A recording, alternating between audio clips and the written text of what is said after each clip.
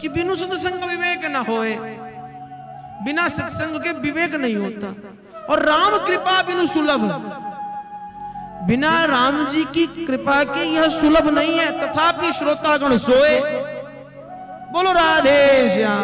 राधे श्याम। राम जी की कृपा से बड़ी मुश्किल से सत्संग प्राप्त होता है। उसके पश्चात भी सत्संग प्राप्त करने के पश्चात भी जीव मात्र सत्संग में बैठता नहीं है।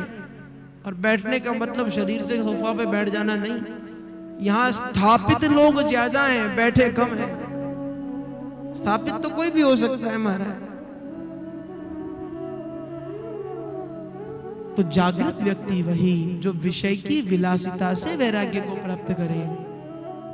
कपिल मुनि समझाते हैं, मां अहम सर्वेषु भूतेषु भूतात्मावस्थितः सदा तमवज्ञाय मामर्त्यं कुरु चिर्छा विडम्बनम्। यो मां सर्वेषु भूतेषु संतमात्मानमीश्वरम् हित्वार्चां भजते मोढ्यात् भस्मन्येव जुहोति सः। मैं ही समस्त प्राणी मात्र में निवास करता हूँ। संतों के रूप में तो संसार में प्रत्यक्ष परमात्मा के रूप में निवास करता हूँ। इस बात को जानने बिना, इस बात को जानने के पश्चात भी जो लोग संतों का अपमान करते हैं, मनुष्यों से वैर करते हैं, वे लोग यदि पूजन भी करते हैं तो उनका पूजन राख में हवन करने के समान होता है। उनका पूजन कम, विडंबना ज्यादा है। और सही बात है। बहुत प्रसिद्ध श्लोक है, हम आप सब बोलते भी बहुत रहते हैं, अहिंसा परमो धर्मः, धर्मो हिंसा तथैव च। एक ही पंक्ति।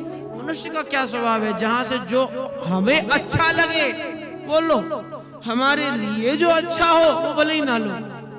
अहिंसा परमो धर्म सबको पता है, परंतु दूसरी पंक्ति किसी को नहीं पता। बोले क्या, धर्मो हिंसा तथैव च। तात्पर्य यह है, अहिंसा परम धर्म है, बिल्कुल सत्य वचन है, परंतु धर्म की रक्षा करने के लिए यदि हिंसा करनी पड़ जाए तो वो अहिंसा से भी श्रेष्ठ है। परंतु हाँ, धर्म की रक्षा करने के लिए हिंसा करनी है। हिंसा को यदि धर्म का तुम रूप बनाओगे तो वो मूर्खता है। हम और आप सब पूजन करते हैं तो वो बेहोशी में, अचेतन अवस्था में किया गया हमारा पूजन, हमारा धर्म भी अधर्म है, युद्ध बन जाता है। हम पूजन कम करते हैं, लड़ाई ज्यादा करते हैं महाराज।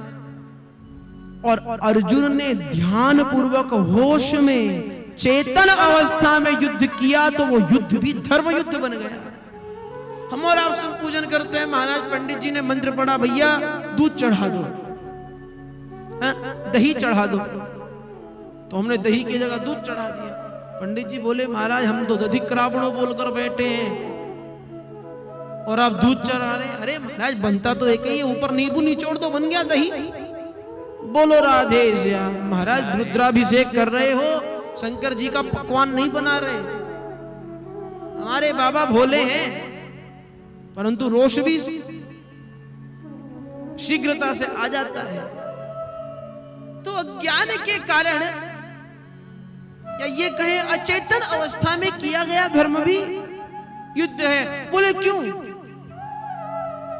क्योंकि माला तो कर में फिरे, जीव फिरे मुख माय, मनवा तो जग में फिरे, ऐसो सुमिरन नाहि। बोले माला तो कर में फिरे, जो माला है वो हाथ में घूमती है, और जीभ मुख में फिर रही है, धाम जी का नाम तो ले रही है, परंतु मनवा तो जग में फिरे।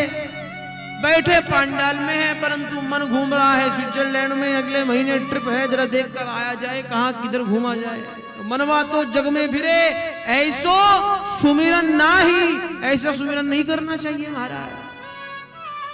पूज्य गुरुदेव पास में कहते हैं, देखो बेटा, ये जो भजन है ना, भजन बचपन में कराया नहीं जाता, जवानी में किया नहीं जाता और बुढ़ापे में हो नहीं पाता।